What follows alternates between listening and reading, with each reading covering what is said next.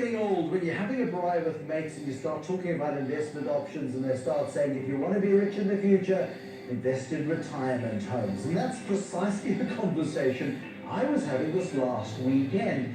But investing in a retirement home is kind of complicated and quite expensive for those of us with limited capital. What about buying shares in a company that is doing it for you in the same way as you're not going to buy your own shopping centre, but you may very well invest in the company that owns shopping centres, and in so doing get the benefit of their professional management, their expertise, and you simply harvest the returns off the top of that. Well, Pembury Lifestyle Group, which beat this drum in front of me at the JSE just a month ago, is known for its 7 school campuses. It's looking to diversify, going from cradle, that being schools, to just before the grave in terms of the retirement homes I was just referring to. Founder of the Pembury Lifestyle Group is Andrew McLaughlin, and he joins me this evening on the Moneymakers. We're going from schools, which is an essential public service in South Africa today, private schooling, big demand, into the retirement home industry. Those are opposite sides of the same life, I suppose. Opposite sides of the same coin. Yes, thank you for having me, Bruce. Essentially, they're both in the service industry, and the retirement industry is exactly where Pembury Lifestyle Group started in 1999, and that's where we gained all our experience in developing retirement homes. And it was only in the last 3 years that we acquired certain properties that weren't appropriate for retirement lodges, and we thought, well, yes, I've always had a passion for the school industry and education, but why is it so expensive to get into the education industry? And a big cost of that is, yes, the teaching, which we will never compromise on, but it is the campuses. So we were able to take these 2 or 3 properties and do what we call a test run and convert them immediately into schools using the infrastructure and doing it at a quarter of the cost of what a traditional school would be. And that was in 2015, where we had started with 300 pupils, and subsequently we found more premises, and we were gaining momentum, and we're on 1,800 pupils. And in the coming year, for January, as our forecast in the prospectus, we're on line to do over 4,000 pupils. There's exponential growth happening in that education sector. We're seeing Advotech become more aggressive in terms of its acquisition strategy, perhaps spurred on by Curo and its voracious appetite for not only buying existing schools, but building schools. These are your competitors. They're long established. These are the big dogs in the industry. How do you fight fire with that particular fire? We actually don't see any competition in the market with them. We just see as they are part of the market, but the appetite and the actual demand is immense. The numbers have been mentioned before. We have 12.5 million school-going children. Of those, 2.5 million can afford private schooling. Of those 2.5 million, only 500,000 are attending private schools, including the Advotech and Curo, the models. So 2 million children are looking for private schooling. And we find that the Pembury model is really garnered towards being affordable. So where we can come. What is affordable in the Pembury? Affordable is between 20 and 50,000 rand a year. So yes, the actual private education sector is offering school fees now between 70 and 180,000 rand a year.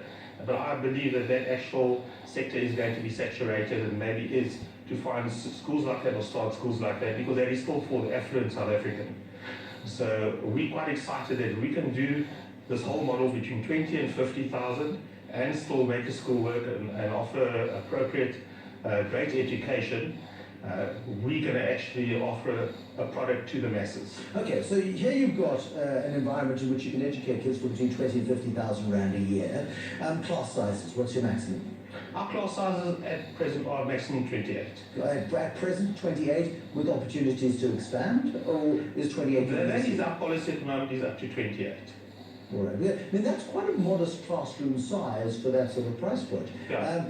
How are you going to maintain that? Because these schools are infernally expensive to operate. Teachers are quite demanding. Teachers in that private education sector also highly mobile. So how do you attract the appropriate teaching staff to service 28 unruly school kids? And all school kids, let's face it, are unruly. You know, our school model really focuses on schools that are mid-sized schools. And the environment is very important to parents, that they don't always want to be part of a large school environment of 2,500 children. They want that sort of, call it that intimate relationship with the teachers and the pupils. So community models, community-based schools? Yeah. So what I'm saying is that teachers are actually attracted to our schools because we empower them to teach and to do their job properly. And we take the appropriate actions should pupils not act appropriately. You know what we find in the government models and that it's very difficult sometimes for them to act necessary where they need to be. So we have always attracted the right teachers. We've never had a problem attracting teachers, strangely enough, with our new model and with the startup. To give you an example, in Hartbeespoort, we had applications for 6 posts, and we had about 120 applications for that particular. Are these teachers desperate to get out of the public system into the private system, or are you drawing from the private schooling sector as well? We're drawing from, I think, private and government, a mix.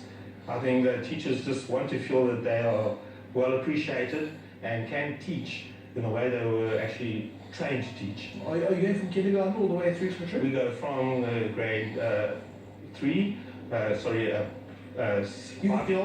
What you're doing is you're going from sub-A, Yes, so we're going from pre-primary, okay, primary and high school, okay. and we grow into the high school. Okay, so have you had how many classes of matrics have you had so far?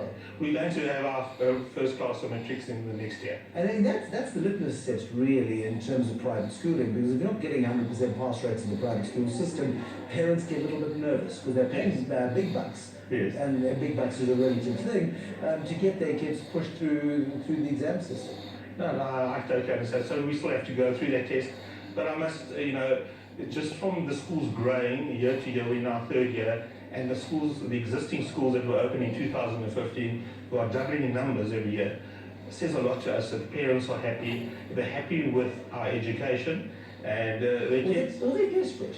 I mean, there's an opportunity, and I mean, this is a regulated sector, you've got to have extensive licenses, but there is an opportunity for charlatans to be operating in this sector, and I'm sure that we're going to see examples of those coming through in the future, and that's something you've got to guard against as well.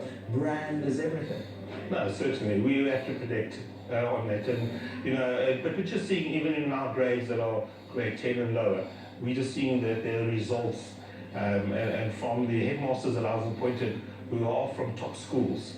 That is the way we do operate. We do headhunt top headmasters and bring them we're not headmasters, perhaps deputy or senior teachers who are excited to take on the schools.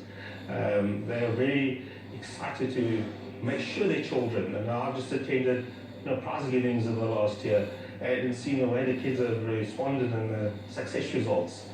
So I am very confident that our first lot of matrics are going to be just as successful as the private schools are. Where did you go to school? I went to school in Kimberley. Okay, Yeah. to Kimberley Boys High. Yes, that's correct. Okay, so I mean, how does that influence the way you structure a school business?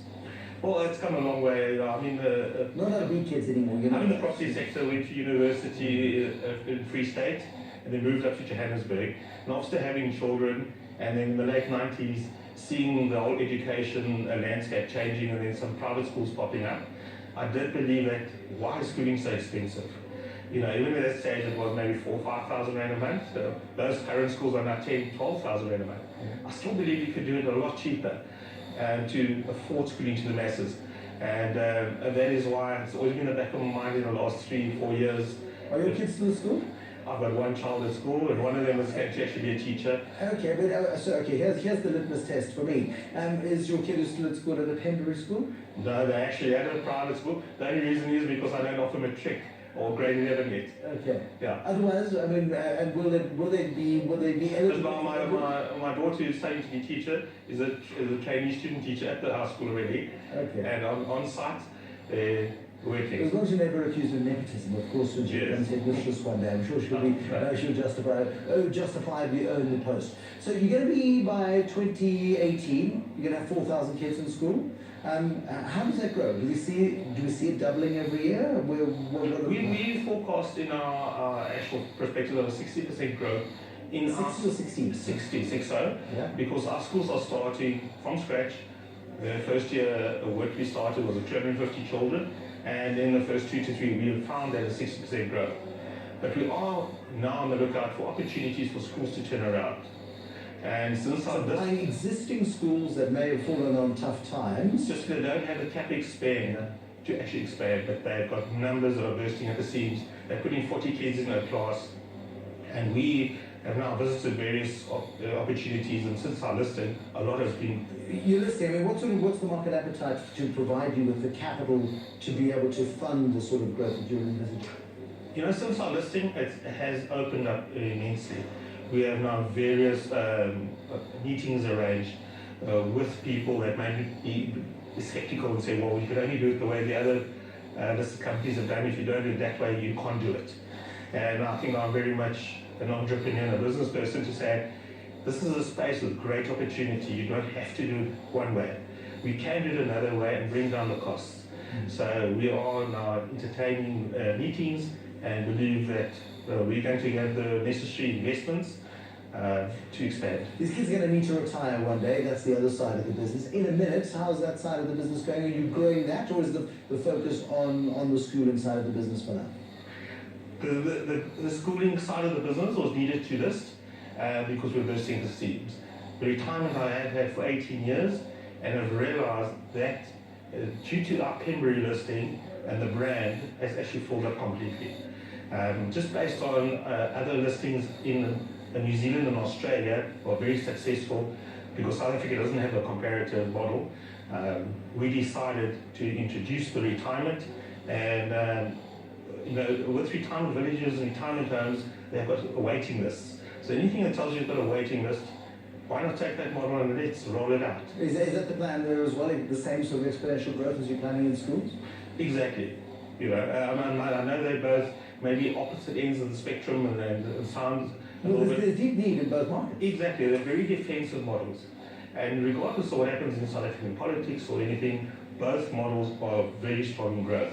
Obviously, Pembury as an all-text listing, we just need time to do our thing and to present our first set of results. And I believe on those results, the share price is going to follow us. We're talking share prices, new chief executives, new listings. Let's see whether or not he regrets the statement of saying the share price will follow the results. We'll watch the space very closely. And McLaughlin, thank you very much indeed. Chief Executive of Pembury Leisure Group. Big focus on growing private education, big focus on private residential homes for the elderly. Don't stop at it, you may need one day. Till next time, thank you so much for watching the Moneymakers. Good night.